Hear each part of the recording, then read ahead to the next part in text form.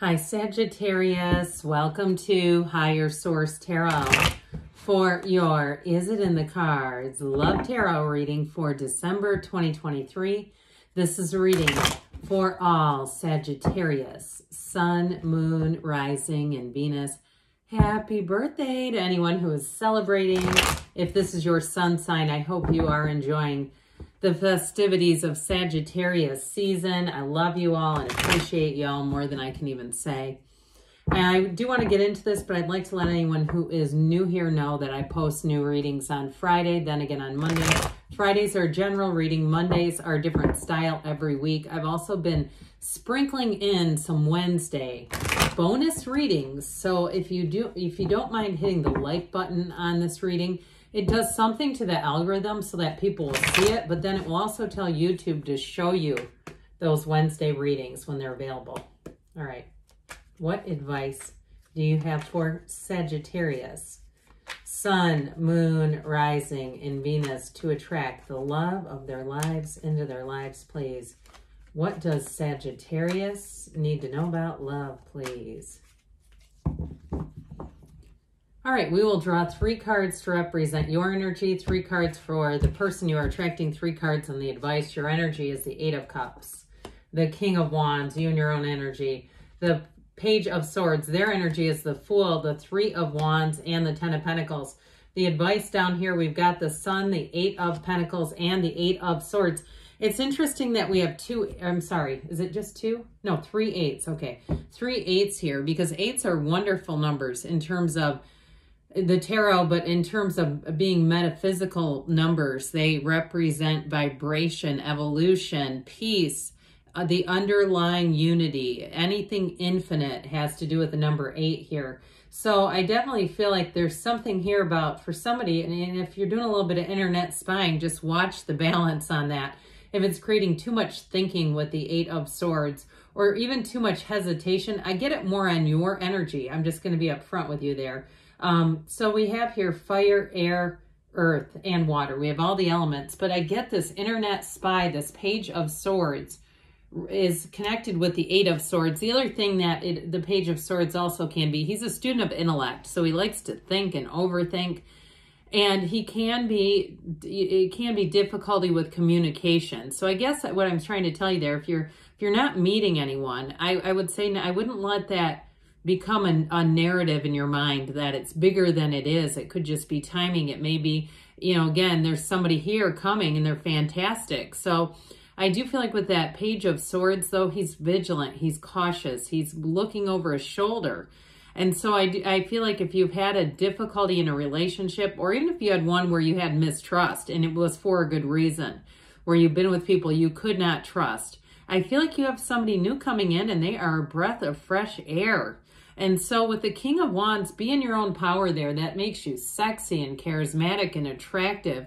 And I do feel like there's something here about getting the insides to match the outsides. So if lots of people find you very confident and they find you to be very social, but you have sort of an inner hermit or something about you internally that you feel like doesn't completely match the outside, I feel like they're trying to tell you to have resonance. It's an inside job, they say. And so with the 8 of Cups, I do feel like you're going to be on that journey. And if you've dabbled in relationships and they haven't been the right ones, the 8 of Cups is the hero's journey. It's a wonderful card showing that you're going on to something that will bring deeper meaning. You have a meaningful relationship coming in. So even if you had somebody that you thought it was going to be forever and you found out some things, and it reminds me of the classic narcissist, right? Gives lots of compliments, very charming, very easy to talk to, until they're not, until there's abuse underneath that comes out. And so I feel like it's like that 8 of Cups symbolizes moving on, doing things in your own way. But I'll tell you what, if you are in a place where you're not sure it's ever going to happen, it is happening. We've just got to treat that 8 of Swords in the advice where they're saying just don't overthink it. And I know that can be hard to be in a place of spontaneity and trusting with ease when you've been burned, because who wants to go through that again? But I feel like they're trying to tell you, look, you're on the right path, keep moving forward. And this too, your energy represents self-development as well. So if you've been doing it, you're saying, look, I've been doing the inside job, I've got this, I'm ready. then I feel like they're trying to tell you it is time, okay? So get yourself out there.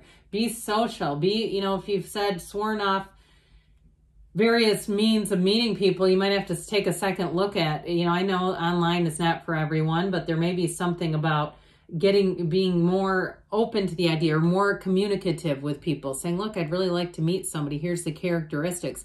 And don't be shy about telling other people, okay? Because you know what? You might find you have some people scouting for you, and they're going up to people at their gym or their church or wherever they hang out and trying to get information out of the person for you. So here's the person, by the way. This person's been waiting for this with the Three of Wands, and they're not in any huge hurry. I feel like they have an eagerness, but they've been waiting and they haven't been out, you know, dating just anybody because they want somebody to hang out with. I mean, how immature, right? This is somebody who enjoys their own company. They know how to be with themselves, and they're ready to share their life with you. And with that energy of the Fool, that is full of wonder and infinite possibilities. It's somebody who has a lot going for them. And so you're going to find their energy exuberant. You're going to find them interesting and creative. And they are. And with the energy of the Fool, though, they are going to have no hesitation. And I feel like, again, they've been in a place where they haven't really been out dating much or been in a relationship that doesn't serve them. This isn't somebody coming off of a rebound, off of something really feels like really uncomfortable. It just feels like somebody who has had some time to process and get a better understanding of who they are, most importantly, even more so than what they are interested in. It's like if you don't know who you are, how can you be in a relationship? So with that energy of the Fool, it may be somebody who's traveled quite a bit, who's had a lot of what I hear are unconventional experiences, unconventional life experience that has given them a lot of wisdom, but it's also given them that energy of enthusiasm. And so with the Ten of Pentacles there, it's somebody who wants to leave a legacy. You see those two in the backdrop? They are all kinds of stuff going on around them. I mean, money's literally dropping from the sky, and they only have eyes for each other. They're like the only two people in the room. That's how this person feels with you. This is how this person is going to treat you, like you are a priority. Like it really matters to them. And if they do travel a lot, I feel like they won't enjoy it without you, not nearly as much. I'm not saying they're going to be totally dependent, but I do feel like there will be a shift in their energy if they're somebody who is very, very independent, which is how I get them. They may be a business owner of sorts too, if that's part of why they travel. It's kind of an entrepreneurial energy. I like their energy a lot though. They're just like I said, they're full of life and they're fun and they're eager, but not too eager. Okay, we're not needy and desperate. So, who wants that? Okay, so you've got the energy of the Sun. You've got an illumination with these 2 8s, which is very interesting to me. So the Sun energy is a card of yes. It's a card of pure positivity. So is it in the cards? My answer to that is yes. But I feel like you've got to, yes, with a caveat, that with that 8 of Swords, we just can't be in too much thinking.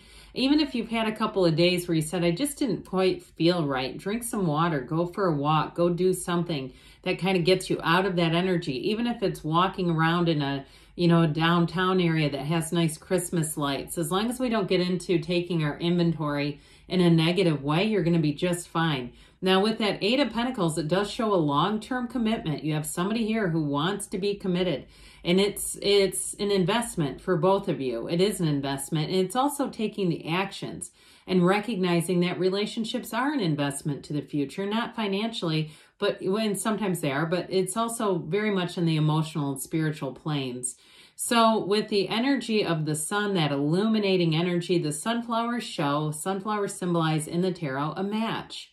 And so I feel like it may be somebody even that you already know or are acquainted with, and it's like they're right in front of you, and maybe you haven't seen them in that light, or you just haven't really thought it was possible. But I feel like whoever this is, they're coming in strong, very committed energy, and it's joy, it's happiness. It's like a true match is what you're having here. So I do feel like you have a regenerative time ahead where if you have been feeling a bit down or a bit blue about your love life, things are going to get rekindled, recharged, and you're going to be ready to go with this energy and ready to be into something that feels long-term to me. So guess what I forgot to do?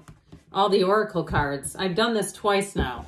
Let's take out a couple of oracle cards. Some people just like the tarot anyway. It's kind of the bread and butter. Oh, man. All right. I'm not going to shuffle these other cards because I actually did before we got started. My word. All right. So with all of this, you have here, full moon in Leo, go wild. So again, if you have some kind of restraint with that 8 of Swords, they're telling you, get yourself easy, be effortless about it. You have act as if your partner is here, whether you have someone in your life or not. Act as if they are with you, so you will always consider them. So we know if you're sleeping diagonally on the bed, get over to one side. If you're parking in the middle of the garage, clean out a drawer, do something, right, to attract. All right. What else does Sagittarius need to know about love, please? Advice for Sagittarius about love.